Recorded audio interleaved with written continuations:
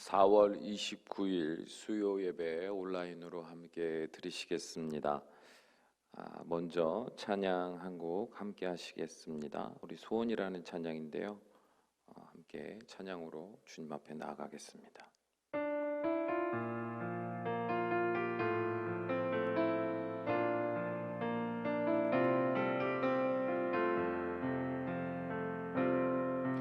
주님, 내가 주의 장막을 사모합니다. 오직 주의 임재를 갈망합니다. 주의 집에서의 하루가 다른 곳의 첫날보다 좋으니 주 사랑 안에 머물며 사랑 노래합니다.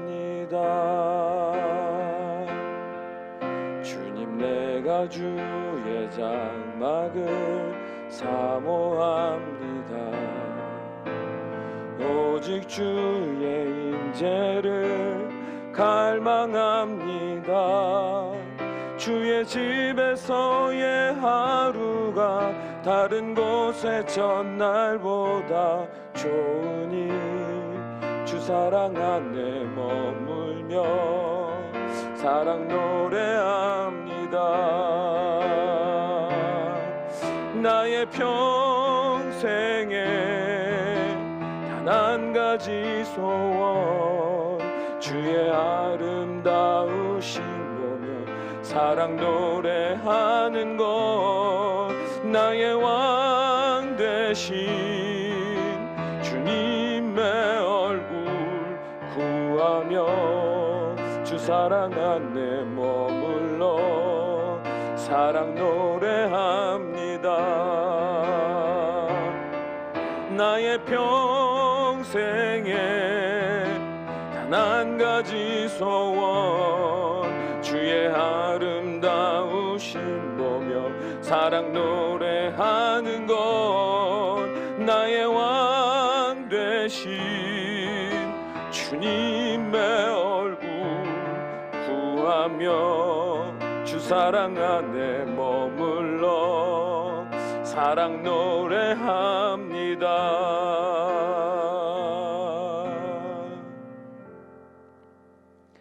기도하시겠습니다.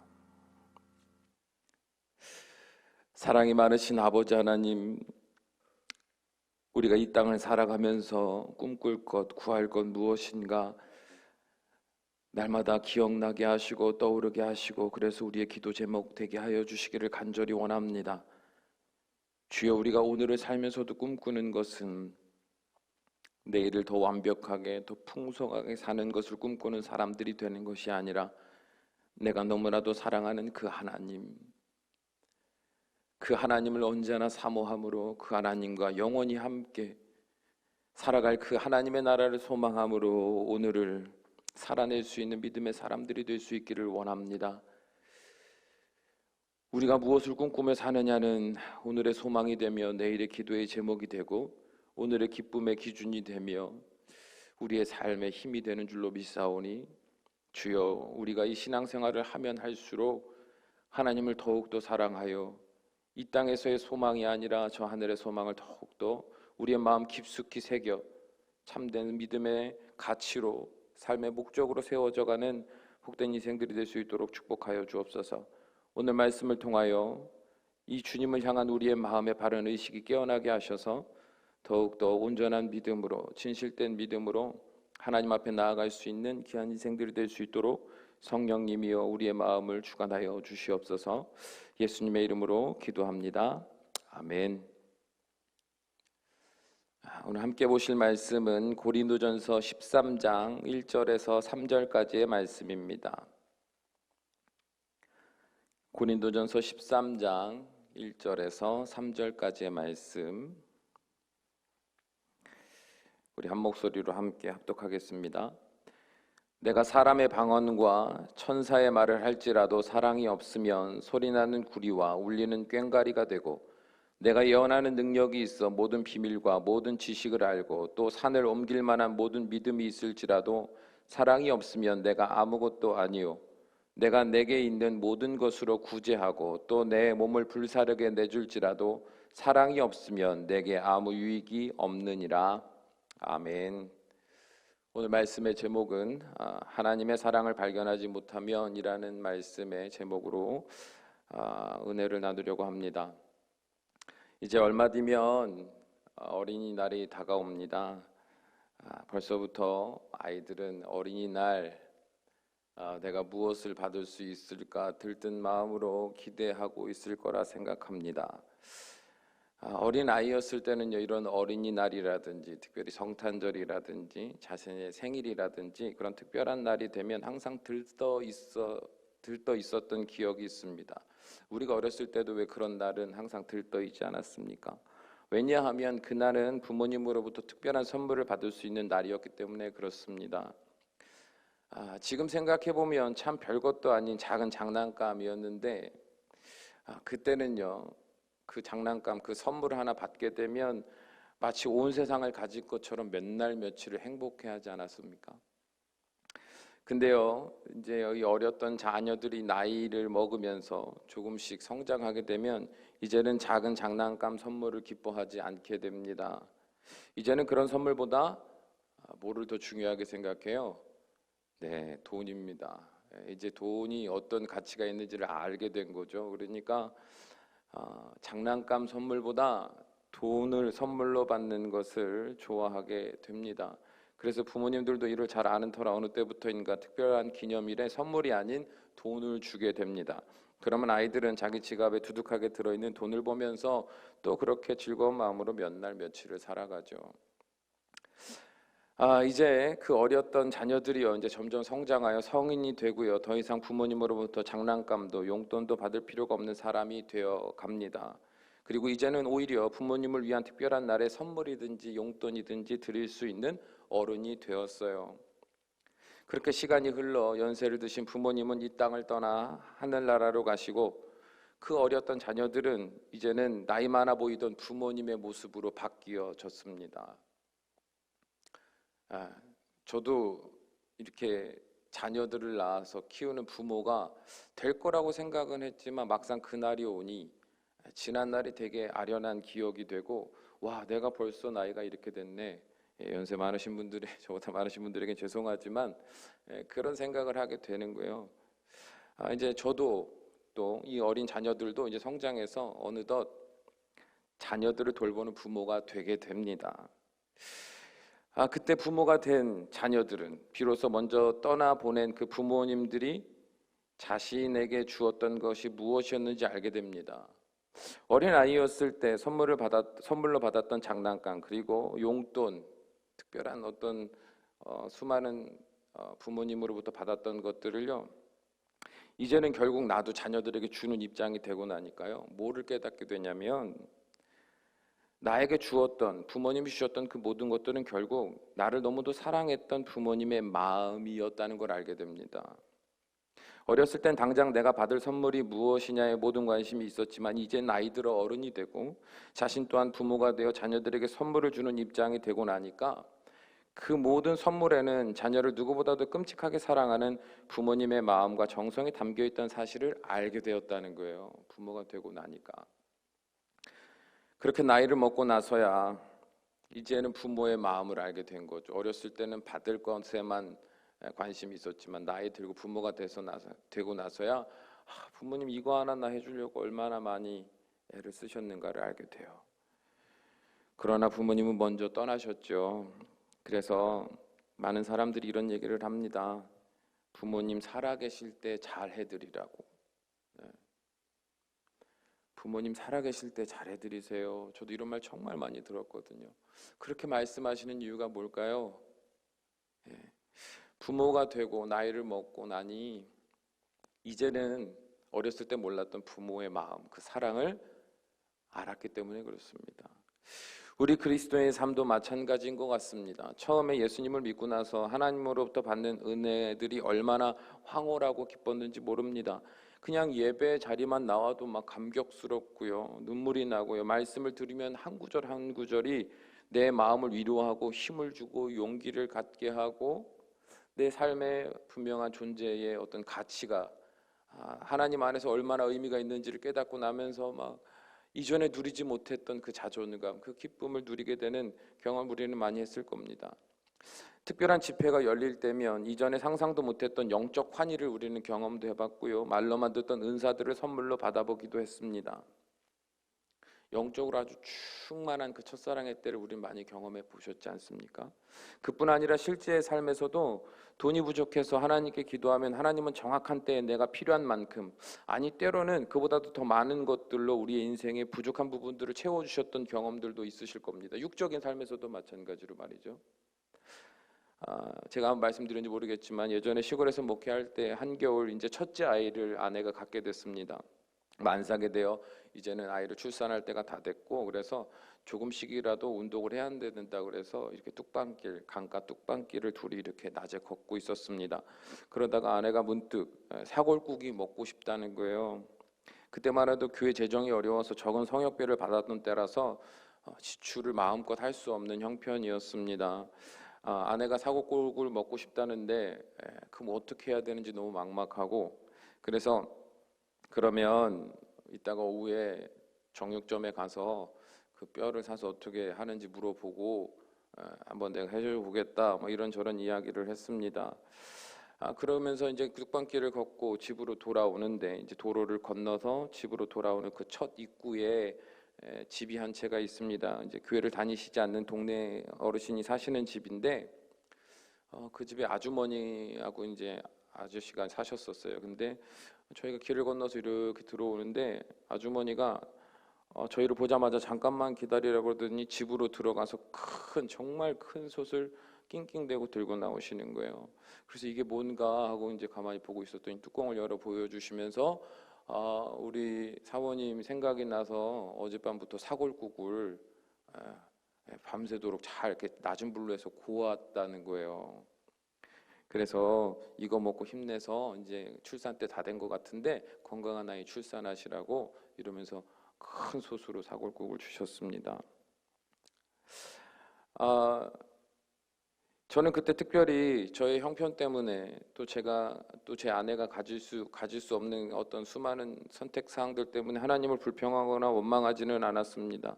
하나님을 투정 부리며 나는 왜 이렇게 살 수밖에 없냐고, 난 이런 것도 제대로 마음껏 살 수도 없고 먹을 수도 없냐고 불평하지도 않았습니다. 왜냐하면 그럴 새가 없었잖아요. 그리고 하나님께 특별히 믿음으로 하나님 채워주세요 구하지도 않았어요. 근데 하나님은요 이미 우리의 모든 사정과 마음을 아셨기 때문에 고민하고 이제는 어떻게 해야 될지 생각하기 이전 하나님은 미리 전날부터 예비하셨던 겁니다. 참 신기하지 않습니까? 그때의 감격은요 이루 말할 수가 없었어요. 이미 다 아시는 하나님, 미리 다 준비하신 하나님, 작은 우리의 신음에도 응답하시는 하나님, 우리가 먹을 것도 입을 것도 부족함 없이 늘 채우시는 그 하나님, 그 하나님이 베푸시는 은혜를 감격하며 우리는 그 하나님과의 그 만남을, 하나님과의 그 동행을 기뻐하며 살았던 기억이 있을 겁니다.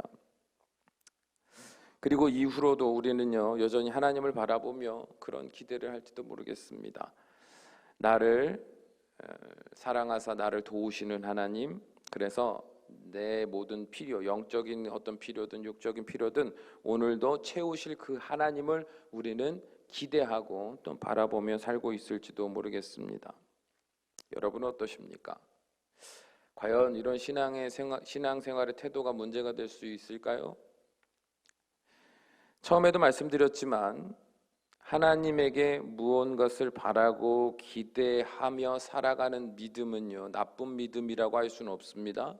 왜요? 그리스도인임에도 불구하고 아예 하나님께 바라지도 구하지도 않는 사람이 너무 많거든요. 그냥 내가 살아야 되는 거예요. 그래서 하나님의 존재, 그리고 하나님을 의지하고 바라는 그런 믿음 없이 사는 사람들이 너무 많습니다. 그런 상황에서 비교해 보면 하나님께 무언가를 바라고 기대한다는 건요 절대 나쁜 믿음은 아니에요. 좋은 믿음이고 가져야 될 믿음입니다. 그런데 문제는 뭐냐면 여전히 하나님으로부터 무언가를 받으려고만 하는 그 마음으로 살아가고 있다는 것은요 영적으로 보면 어린 아이의 믿음이라는 사실을 우리는 잊지 말아야 됩니다. 어린아이는요 늘 부모님으로부터 받는 것에만 관심을 갖습니다. 그러나 어른이 되어 성숙한 사람은 비로소 나를 사랑했기에 모든 것을 내어주셨던 부모의 마음을 깨닫고 더 이상 부모님이 주시는 선물이 아닌 부모님에게 사랑과 관심을 갖게 되는 것처럼, 어린아이의 믿음을 넘어서야, 그래서 장성한 믿음의 분량에 이르러야 우리는 비로소 내가 뭘 받을 수 있나, 하나님이 뭘 주셨나 안 주셨나가 아니라 나의 모든 상황을 아시고 인도하시는 그 하나님의 사랑에 관심을 갖게 돼요. 이 하나님의 사랑, 그 하나님의 진심에 우리가 관심이 생기고 그 부분을 우리가 깨달아야 비로소 무엇이 생기냐면 하나님과 교제하려고 하는 그 마음의 갈망을 갖게 됩니다. 인격적인 교제 말이에요. 이제는 받으려고만 하는 삶이 아니라 하나님께 뭔가를 내가 더 내어드리고 하나님을 위해서라고 생각하는 어떤 삶의 기준들이 조금씩 생겨나게 된다는 겁니다. 만일 우리가 여전히 하나님이 아닌 하나님이 주시는 것에 더 관심을 가지고 살아가게 된다면 우리는 하나님과 깊은 교제를 나눌 수가 없게 됩니다. 그리고 그런 관계는 결국 인격적으로 서로 소통하며 이해하며 알아가는 발전적인 관계가 되지 못하기 때문에 언제나 하나님이 아닌 하나님이 주시는 것과 그로 인하여 내 삶의 필요가 채워졌는지 안 채워졌는지, 그래서 하나님과는 상관없이 당장 내가 행복하지 않은지에만 관심을 갖게 됩니다. 어린아이의 믿음으로 계속 살게 되면 하나님이 아니라 하나님이 주시는 것, 그리고 그 주시는 것을 바탕으로 한 내 삶이 지금 어떤 삶인지에만 관심을 갖게 된다는 거예요. 어린아이의 믿음은요. 그리고요, 이렇게 어린아이의 시절로 오래 살게 되면 문제는 이 상태가 오래되면 하나님을 사랑하기는커녕 오히려 하나님 앞에 불의의 열매를 맺게 됩니다. 이게 무슨 말일까요? 오늘 본문의 말씀 8절을 보면 사랑은 언제까지나 떨어지지 아니하되 예언도 패하고 방언도 그치고 지식도 패하리라, 이렇게 말합니다. 사도 바울은요, 모든 성령의 은사들은 다 사라지게 될 것이지만 결국엔 사랑만 남게 된다, 이렇게 말하는 거거든요. 이는요 12장에서 사도 바울이 성령의 은사들에 대해서 열거하고 가르치던 맥락과 연결지어 생각해 봐야 됩니다. 오늘 함께 읽지는 않았지만 고린도전서 13장, 함께 읽었던 13장 1절에서 3절의 말씀 우리 다시 한번 읽어보겠습니다. 1절에서 3절.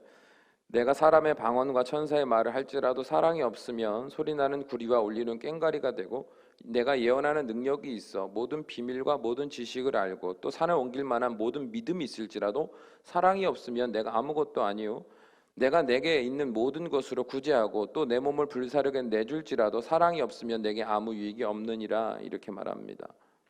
사도 바울은 지금 뭘 말하는 거예요? 예수 그리스도를 믿는 자들에게 베푸신 하나님의 특별한 은사들을 고린도 성도들이 받았지만 이 모든 은사들을 가졌다 하더라도, 그래서 이 은사들을 가지고 하나님을 위한 놀라운 일을 한다 할지라도 결국 사랑이 없으면 아무 소용이 없다고 말하고 있는 거예요. 어려운 이야기가 아닙니다. 하나님이 우리에게 주신 이 은사들에만 집중하여 어떤 은사가 큰지 작은지, 혹은 은사가 있는 사람은 성령님이 임하신 사람이고 은사가 없는 사람은 성령님이 임하시지 않은 사람이라고 말하는 고린도 교인들에게 그 모든 은사를 주신 하나님의 사랑을 너희들이 알지 못한다면 너희가 아무리 성령의 놀라운 은사를 받아 누리고 있을지라도 이것은 아무 의미가 없다라고 말하는 겁니다. 왜냐하면 하나님이 그들에게 베푸신 모든 은혜와 구원, 특별한 은사들을 누리면서도 자신과 형제들을 향하신 하나님의 사랑을 깨닫지 못하고 자기의 의로 여기게 된다면 결국 하나님의 거룩하신 뜻에서 벗어나 오히려 그 반대의 삶을 살게 되기 때문에 그렇습니다. 이게 바로 어린아이의 신앙에 머물러 있을 때의 문제점이에요. 나를 사랑하셔서, 그리고 나뿐만 아니라 우리를 사랑하셔서 하나님은 은사를 고린도 교회 성도들에게 주셨단 말이에요. 은사를 주신 이유는요, 나를 위해서 주신 게 아니에요. 우리를 위해서 주신 거죠. 그래서 하나님이 그 은사를 주심으로 내가 너에게 준 이 은사를 가지고 약한 지체, 믿음이 연약한 지체를 돌보아주고 섬겨주며 그로 하여금 아름답고 강한 지체가 될 수 있도록 돕는 자 되어라. 그렇게 서로 사랑하라라고 하나님이 은사를 주셨어요. 고린도 교인들에게. 그리고 이 모든 것에 더 큰 바운더리, 그 개념 안에는 뭐가 포괄되어 있는 거예요? 하나님이요 그 한 사람 한 사람을 너무도 사랑하셨기 때문에 주신 특별한 선물이라는 것입니다. 솔직히 이게요, 은사에 대해서 우리가 쉽게 생각할 게 아니고, 우리가 아무리 성경 많이 보고 기도 많이 하고 뭐 열심히 신앙의 생활을 한다 그래서 우리가 은사라는 걸 스스로 만들어내거나 찾거나 내가 쟁취할 수 있는 것이 아니에요. 이거는요 신령한 거예요. 하늘로부터 임하는 거예요. 이 땅에는 없는 것들이에요. 물질의 개념과 어떤 우리가 그 느끼는 감정의 가치들과는 상상할 수도 없는 전혀 다른 맥락의 것입니다. 하나님의 은혜가요, 하나님의 특별한 능력이요 부어지는 거예요. 하늘로부터 임하는 거예요. 그러니까 이거는 신비한 것들이거든요. 근데 하나님이요 그 귀한 것들을요 죄악되고 완악한 인간들에게 주신 거예요. 말도 안 되는 선물을 받은 겁니다. 근데 그 선물을 왜 주셨어요? 사랑하니까 주신 거예요. 여러분 부모의 마음이 돼보시면 아시지 않습니까? 자식을 위해서라면요 여러분 가장 좋은 것을 주고 싶으세요? 아니면 가장 그냥 의미 없고 그냥 형편없는 거를 주고 싶으세요? 뭘 하나 먹여도요 좋은 걸 먹이려고 하잖아요. 부모는요 그냥 꼬다리 같은 거 먹고 자녀들은 제일 맛있는 부위 주고, 부모님은 자기 옷을 살 때는요 막 제일 싸고 막 저렴한 걸 사려고 그러면서도 아이들을 하나 사주려면은 원단이 뭔지, 메이커가 어딘지, 뭐 소재가 어떤 소재인지, 어떤 디자인인지, 막 우리의 체형이 어떤, 이런 거 상상하면서 애들 거를 사시잖아요. 사랑하면요 가장 좋은 걸 주고 싶거든요. 하나님도 마찬가지였습니다. 고린도 교인들을 너무 사랑하셨어요. 여전히 부족하고 형편없어 보이는 삶을 살지만 그래도 하나님은요 그들을 사랑하셔서 하늘의 신령한 은사들을 부어주셨어요. 그리고 그것을 가지고 서로 사랑하며 섬기며 하나 되며 구원의 길을 걸어가는 데 있어서 이 능력들을 가지고 힘내라고 주신 겁니다. 그런데 고린도 교인들은 그걸 어떻게 받았어요? 내가 받은 거예요. 그러니까 내 건 거예요. 근데 저 사람은 없잖아요. 그러면 나만 특별한 사람이 되는 거예요. 나만 믿음이 좋은 거예요. 하나님이 나를 더 특별하게 생각하고요, 저 사람은 특별하지 않은 사람이 되는 거예요. 그런데 그런 사람들이 점점 모이다 보니까 이제 너도 받았고 나도 받았네. 그러니까 어떻게 되는 거예요? 근데 내가 받은 은사는 더 대단하고 네가 받은 은사는 그렇게 대단한 건 아니야. 서로 또 받은 은사를 가지고 편을 나르고 막 자기네들끼리. 그런데 이런 삶을요 오래 살게 되니까요, 하나님을, 이 모든 은혜를 주신 하나님을 더 사랑하고 하나님이 주신 사랑으로 또 사람들을 사랑하는, 하나님의 마음을 쫓아가고 닮아가는, 성장하는, 그래서 하나님의 뜻대로 온전히 내 삶을 드리려고 하는 삶으로 이렇게 성장해가는 질서가 없고, 하나님이 주신 은사만 내 거, 그러니까 내 것으로 생각하고 그걸 주신 하나님, 하나님이 주신 은혜 막 이런 것도 다 내 것이 되고 나니까 하나님은 없고 이제는 이것을 받은 나와 이것을 받은 너, 이것을 받지 못한 다른 이들만 존재하게 되는 겁니다. 어린 아이가 지들 받을 것만, 내 것만 생각하고 있으니까요, 이 생각이요 발전이 없는 거예요. 그 생각 안에서만 머물고 있는 겁니다. 그렇게 되면요 여러분 어떤 삶이 될 거라고 생각하세요? 4절에서 7절의 말씀 함께 읽어봅니다. 사랑은 오래 참고 사랑은 온유하며 시기하지 아니하며 사랑은 자랑하지 아니하며 교만하지 아니하며 무례히 행하지 아니하며 자기 유익을 구하지 아니하며 성내지 아니하며 악한 것을 생각하지 아니하며 불의를 기뻐하지 아니하며 진리와 함께 기뻐하고 모든 것을 참으며 모든 것을 믿으며 모든 것을 바라며 모든 것을 견디느니라. 아멘. 이렇게 말합니다. 여러분, 우리는 이 4절에서 7절의 말씀을 사랑의 본질적인 어떤 특성이다라고 쭉 열거하고, 그렇기 때문에 사랑함으로 우리가 이렇게 살아야 된다라고 말할 수 있을지 모르겠어요. 그런데 근본적으로는요, 이제 7절의 말씀이 조금 이해를 좀 높일 수 있을 것 같은데, 모든 것을 참고 모든 것을 믿고 모든 것을 바라며 모든 것을 견딘다. 여러분, 이거는요 혼자서 누군가를 사랑하기 때문에 할 수 있는 게 아니에요. 이 개념은요 솔직히 말하면 사랑하는 누군가 때문에 참을 수 있고 믿을 수 있고 바랄 수 있고 견딜 수 있는 거예요. 쉽게 예를 들면 부모가요 자녀를 위해서 열심히 일하지 않습니까? 솔직히 이 코로나 사태로 되게 막 다들 마음에 위축이 되고 두려움이 많을 때도요, 부모님들은요 마스크 쓰고 그 사람 많은 지하철에 끼어서 그 사람 많은 버스에 끼어서 출근하는 일을 멈춘 적이 없어요. 대부분. 여러분 상상해 보셨습니까? 그게 얼마나요? 그 만원 버스 안에 그 완전 밀폐되고 사람들로 가득 찬 그 지하철 안에 꽉 갇혀가지고 1시간, 2시간 타고 간다고 생각해 보세요. 누가 옆에서 기침만 해도 마음이 벌렁거리고. 예? 부모가요, 그러면서도 그렇게 모든 그 두려움이나 고난을 참고요, 견디면서요, 막 살아낸 이유가 뭐예요? 사랑하는 누군가가 있기 때문이거든요.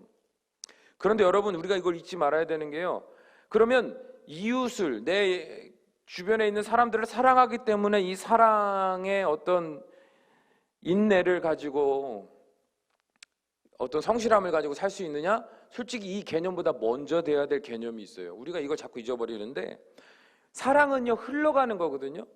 하나님의 사랑이 내 안의 사랑으로 흘러와도 우리가 그 하나님을 사랑하지 않으면 우리는요, 다른 사람을 사랑할 수가 없어요. 왜요? 우리가 다른 사람을 사랑하기 위해서는요, 우리가 사랑하는 근본적인 완벽한 대상이 필요하거든요. 불안정한 대상을 사랑하는 건요, 솔직히 말하면 힘들어요. 왜냐하면 사랑했는데 그 사람은 날 사랑하지 않아. 사랑했는데 고마워하지도 않고 오히려 사랑했는데 나에게 불이함을 끼쳐요. 그러면 우리는 사랑을요, 이어갈 수가 없어요. 아무리 부모라 그래도 여러분, 자녀를요 막 365일 미움 한 번 없이 항상 사랑하게 됩니까? 아니에요.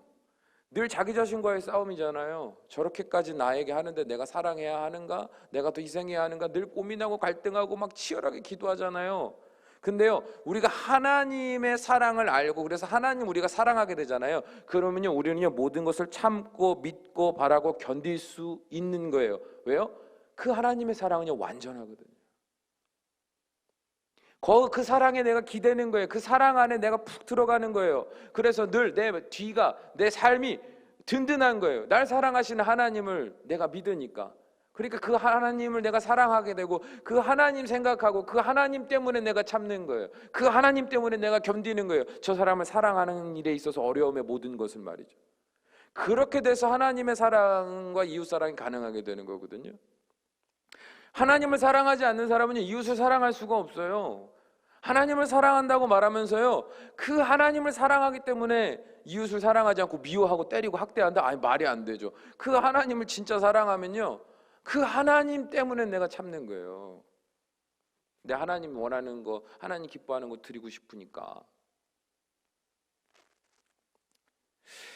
그렇기 때문에 이 사랑의 본질적인 특성, 이 4절에서 7절의 말씀은요, 결국엔 하나님을 사랑함으로 살아가는 그리스도인들의 삶에서 맺어지는 타인을 향한 사랑의 열매들, 결실들이에요.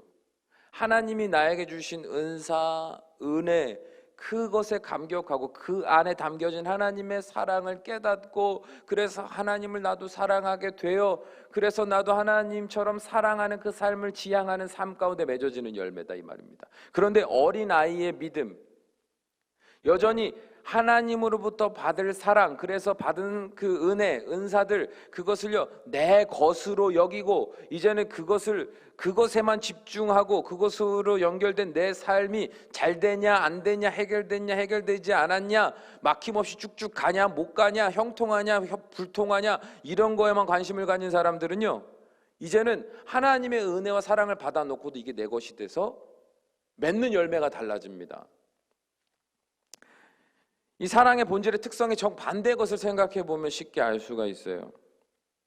사랑은 오래 참는다 그랬잖아요. 근데요, 어린아이의 신앙에 머물러서 내 것만 생각하는 사람은요 절대 오래 참지 못합니다. 하나님을 향하여서도 오래 참지 못하고 사람을 향하여서도 오래 참지 못해요. 왜요?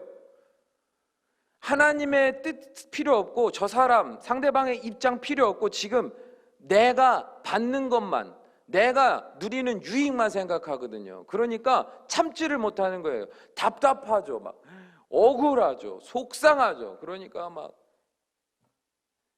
맺어지는 열매, 입술의 열매가, 마음의 열매가, 생각의 열매가 사랑하고 상관없는 오래 참지 못하는 모습의 열매들만 맺어지는 거예요. 사랑은 온유하고 시기하지 않는다고 말하지만 나만을 생각하는 사람은요 아주 사납고 매몰찹니다. 온유하지 않아요. 내 거거든요. 다른 사람이 내 거 건들면 안 되고 다른 사람이 내 거 무시하면 안 돼요. 그러니까 사납고 매서워져요. 공격적이게 되고 방어적이 됩니다. 말에 유연함이 없어요. 생각, 사고에 유연함이 없어요. 항상 나만 옳습니다. 그리고 자랑하지 않고 교만하지 않는다 그랬거든요. 사랑은요. 이거 연결져서요. 그래서 계속 내 거 갖고 자랑합니다. 여러분, 하나님이 영적으로 막 풍성한 은혜와 은사를 부어주시고 육적으로도 풍성한 은혜를 부어주셨는데, 여러분, 그 부어주신 하나님의 사랑을 발견한 사람은요, 면목이 없잖아요. 나 같은 게 뭐라고 그래서 감사해서요. 누가 말하면 아이고 아닙니다. 아이고 내 것이 아니라 하나님 주신 거예요. 말로는 그렇게 부끄러워서 못할지라도 늘 마음에 있어서는 하나님이 주신 거니까 내 멋대로가 아니라 하나님이 주신 거니까 어떻게 해야 될지를 기도하고 고민하는 삶의 태도를 살아요. 나를 드러내는 것에 늘 부담을 갖게 되고 막. 근데요, 어린 아이의 신앙으로 머물러 사는 사람은요, 이건 다 내 건 거예요. 그러니까 얼마나 자랑합니까? 심지어 하나님이 내가 믿음이 좋아서 나에게만 특별하게 준 보너스 은사라고 생각하고 그것을 나만을 위해서 쓰는 사람도 많아요. 뭐 방언을 하든지 어떤 특별한 중보 기도의 은사가 있어서 기도를 하든지 보면 항상 내 기도, 내 주변에 내가 사랑할 만한 사람들을 위해서 금식하고 그 사람들을 위해서 막 열심히 철야기도 하고. 여러분, 교회와 나라와 민족과 주변의 어려운 사람들을 위한 기도는 거의 하지 않아요. 다 내 것만 위해서 하는 사람들도 많아요. 대부분 어린아이의 신앙의 상태에서 머물러서 그래요. 그리고요, 그래서 해결되면요 얼마나 막 기뻐하는지 몰라. 하나님이 응답해 주셨다고. 근데 그 삶은요 평생 신앙생활에 있어서 똑같은 삶을 산다고 생각해 보세요. 하나님이 그러라고 주신 은사냐고요. 하나님이 주신 은사는요 나를 위해서, 내 주변에 내가 사랑하는 몇몇을 위해 주신 게 아닙니다. 하나님이 세우신 교회 공동체를 위해서 주신 거예요. 물질도 마찬가지, 명예도 마찬가지예요, 여러분. 근데 그거 가지고 내 자랑 삼고 내 교만 삼는다? 여러분, 어린아이는요 그럴 수밖에 없다는 거예요. 다 내 거니까요. 어린아이로 머물러 있으면 겸손하지 않고요, 다 내 거니까요, 무례하게 행하게 됩니다. 자기 유익만을 생각합니다. 항상 화가 나 있고요. 그리고 머릿속에는요 항상 긍정적인 거룩한 생각의 방향성이 없고요, 늘 악하고 추한 불의한 방향성만 남습니다. 그래서 그런 사람은요 항상 부정적이에요. 부정적. 모든 일에 있어서 다 부정적이에요. 정말 우리 한국 사람이 또 부정적인 또 그런 사고에 있어서 한국 사람은 또 특별하지 않습니까? 배불러도 배불러 죽겠다 그러고, 예? 막 신나게 놀고 즐겁게 놀고도 막 힘들어 죽겠다 그러고, 자꾸 죽겠다 그러고. 아우, 막 긍정적인 사고보다 우리 한국인의 습관에는요, 입술의 말의 습관에는, 생각의 습관에 부정이 좀 되게 많거든요. 그래서요, 하나님이 주신 것을 내 것으로 가지고 그것을 내 명예 삼은 사람은요 모든 것이 다 부정적이에요. 왜요? 뭐 여러 가지로 말할 수 있겠지만 가장 근본적인 이유는요 만족이 없으니까요. 늘 부정적으로 변해요. 사람이요. 감사가 없으면요 부정적인 사람이 됩니다. 작은 것에도 와 감사합니다가 아니라 이게 있다는 거 이거 뭐하러 줘? 예. 이거 갖고 뭐하라고? 아이고 이거밖에 없네. 다 부정이죠. 부정은 어디서 나와요? 만족이 없다는 거. 만족은 왜 없어요? 탐욕이 끝이 없는 거예요. 어린아이의 믿음 안에 머물러 있는 사람은요 늘 만족이 없어요. 하나 받으면 두 개 받고 싶고, 두 개 받으면 세 개 받고 싶고, 한 번 맡기지 않고 쭉 가면 죽을 때까지 맡기지 않고 형통으로 쭉 가고 싶은 욕심을 갖게 돼요. 그러니까 늘 부정적인 사람이 된다 이 말입니다. 그래서요 어린아이의 신앙으로 오래 머물러 있는 거는요 절대 좋은 일이 아니에요. 그 시간이 길어지면 길어질수록 하나님과의 관계도 더 서먹서먹해집니다. 첫사랑 때는 막 하나님 때문에 죽을 것처럼 막 그랬던 사람들도요 나만을 위해서 하나님이 주신 것들이 다 나만을 위한 것, 나의 것으로만 여긴 사람, 나만 특별하게 받은 은사, 나만 특별하게 받은 능력으로, 그래서 주변 사람 정죄하고 판단하고 내가 제일 잘났고 이게 다 내가 얻은 거고 막 이런 마음으로 오래 살게 되면요 신앙적으로 고집이 얼마나 세지는지 몰라요. 하나님과의 관계에서도 서먹해진다 이 말입니다. 왜요? 하나님과 사랑의 관계 발전이 없어요. 진보가 없어요. 그래서 하나님이 나에게 어떤 말씀을 하셨고 내가 어떻게 살아냈느냐가 중요한 게 아니에요. 하나님이 주신 그 은혜와 은사들로 내가 무엇을 했었고 무엇으로 내가 하길 원했고 그렇게 했더니 뭐가 됐더라, 이것만 남아. 내 공로만 남아. 하나님과 나와의 관계는 별로 얘기할 게 없어. 내 공로만 남아. 점점 하나님에 대한 집중도 떨어지게 되고 갈망도 사라지게 되고 하나님의 나라에 대한 소망도 흐려지게 되고 하나님과의 관계는 그냥 사무적인 관계, 주고받는 사이, 어린아이같이 내가 받을 것만 생각하는 사이가 되어버린다는 거예요. 여러분, 사울과 다윗은요 모두 하나님의 택하심을 받아 기름 부음을 받았던 왕들이었습니다. 그러나 전혀 다른 인생의 결과를 맞이하게 되었습니다. 왜 그렇습니까? 여러 가지로 말할 수 있지만 이 둘의 차이, 가장 큰 차이는 뭐예요? 사울 왕은요 하나님이 그에게 특별한 은혜를 부으시고 또 영적인 은사를 부으셔서 왕으로 세워주셨을 때 그는 그것을요 내 것으로 여겼습니다. 그리고 그것을요 내 권력으로 여기고 내 권력을 유지하기 위해 급급했습니다. 그래서요 사울 왕은요 하나님과의 사랑의 관계, 인격적인 관계, 사모하는 관계를 추구하지 않았습니다. 그는요 하나님이 주신 이 왕이라는 권력을 위해서 하나님께 도우심을 구했을 뿐입니다. 예. 하나님이 나에게 주신 이것을 잘 유지하고 이 내가 위급한 상황을 해결하기 위해서 하나님께 구했을 뿐이에요. 관계가 없어요. 받은 것은 내 것, 내 것을 유지하고 내 것을 발전시키기 위해서는 하나님께 구해야 되는 것. 그래서 또 내 것이 좋아지고 풍성해지는 것. 이 패턴인 거죠.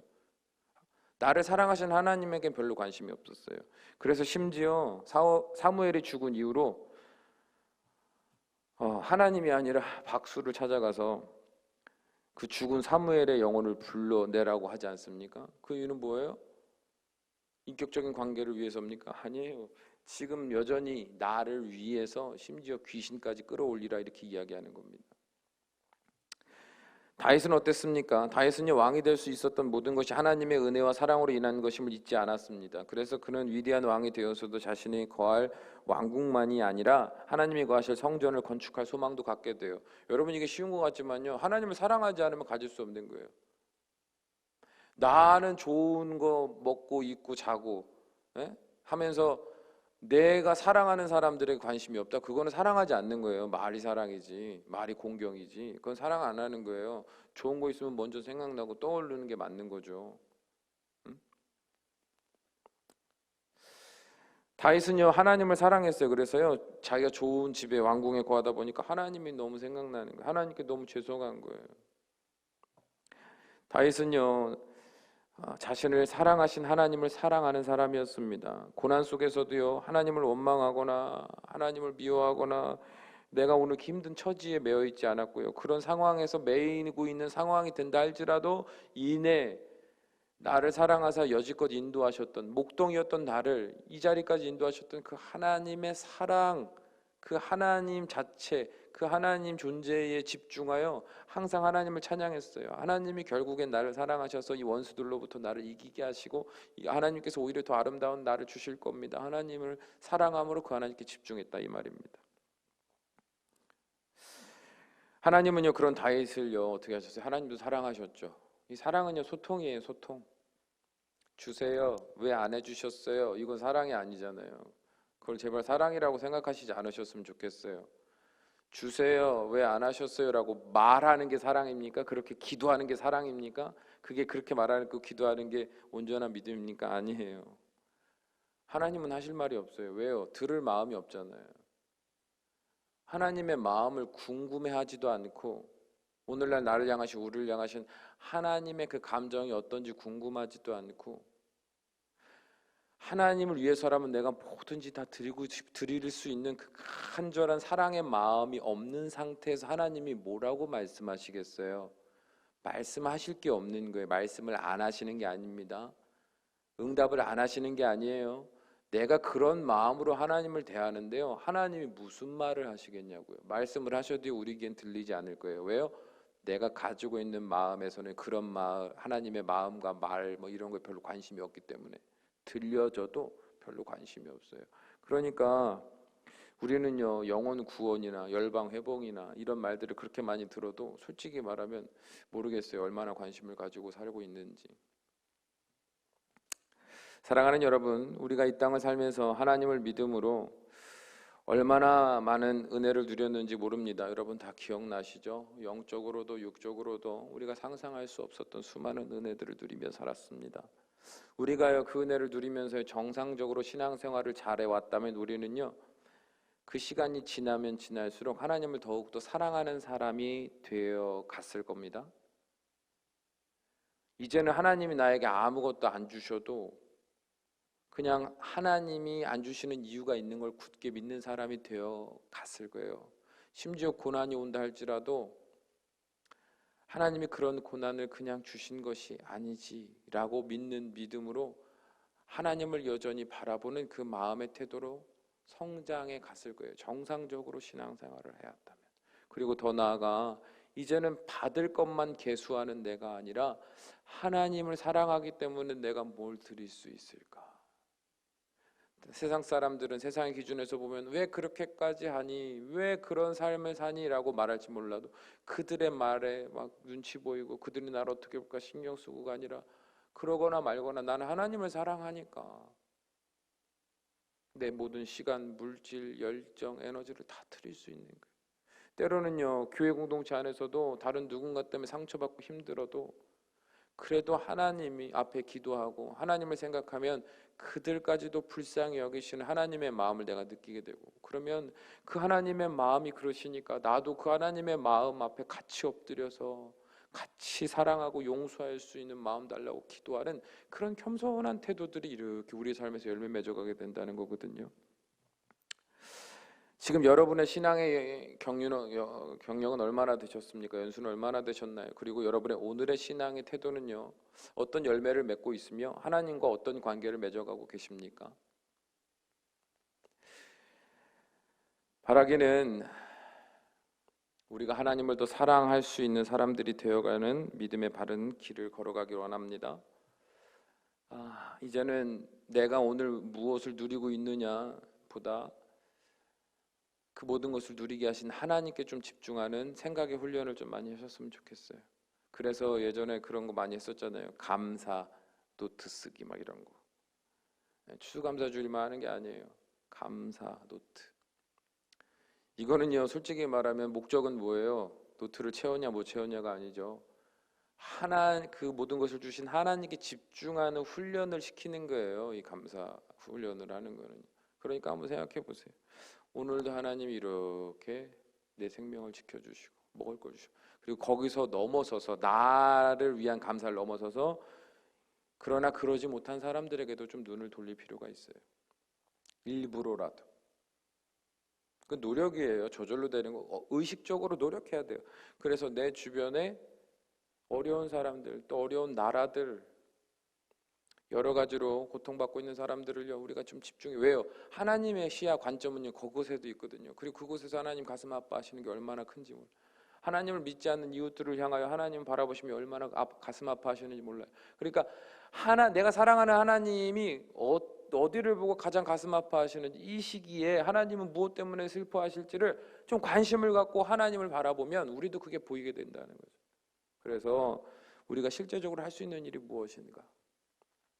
노력하고 또 섬기는 삶을 살면서 하나님과 이렇게 한 걸음 한 걸음 맞춰가는, 그래서 예전에는 내 발걸음에 하나님이 맞춰갔다면 이제는 내가 하나님의 발걸음에 내 발걸음을 맞춰가는 그런 믿음의 성숙한 사람이 돼서 결국엔 주여 어서 오시옵소서, 너무나 사랑하는 하나님 어서 오시옵소서, 내가 주의 나라에서 영원히 주님만을 위해서 찬양하고 주님이 기뻐하시는 그 일을, 그 영원한 나라에서 내 역할을 가지고 최선을 다해 살면서 하나님만 예배하는 사람, 하나님을 경배하며 하나님과 동거하는 삶을 살고 싶어요 라는 마음의 그 순결함만이 남아서 이 땅에서 나누지 못할 것이 없고 참지 못할 것이 없고 용서하지 못할 것이 없는 그런 참된 그리스도인들로 변화되어 가시기를 주님의 이름으로 축원합니다. 기도하시겠습니다. 사랑이 많으신 아버지 하나님, 오늘도 하나님은 함께 모여 예배할 수 없는 상황에서도 예배할 수 있는 지혜를 주시고 여건을 주시고 우리로 하여금 또한 그 예배를 온라인을 통해서라도 드리고 싶은 그 마음의 감동을 주셔서 오늘도 하나님의 음성을 듣고 하나님을 다시 한번 생각하고 바라볼 수 있는 믿음의 눈이 열어지게 하시는 은혜를 베풀어 주신 줄로 믿습니다. 우리가 오늘 함께 예배드린 이 모든 순간의 찰나들이 그냥 아무것도 아닌 것 같지만 엄밀히 그 속을 깊숙이 들여다보면 하나님의 섬세하고도 세밀하신 그 사랑의 인도하심이 우리 안에 있었기에 우리가 이렇게 예배할 수 있는 줄로 믿습니다. 바라옵나니 우리의 눈이 더욱더 열어지게 하셔서 하나님을 더 선명하게 바라보게 하시고 하나님을 더 진심으로 사모할 수 있는 믿음의 성장한 사람들이 될 수 있도록 축복하여 주셔서 이제는 시간이 지날수록 그리고 죽음에 맞다 이제는 이 땅을 더 이상 살 수 없는 그 지경이 되었을 때 후회와 미련과 두려움과 공포로 눈을 감는 자들이 되는 것이 아니라 환희와 기쁨과 감격과 감사로 그 설레임으로 하나님을 바라보며 눈을 감을 수 있는 믿음의 온전한 사람들이 될 수 있도록 축복하여 주시옵소서. 우리 주 예수님의 이름으로 기도합니다. 아멘.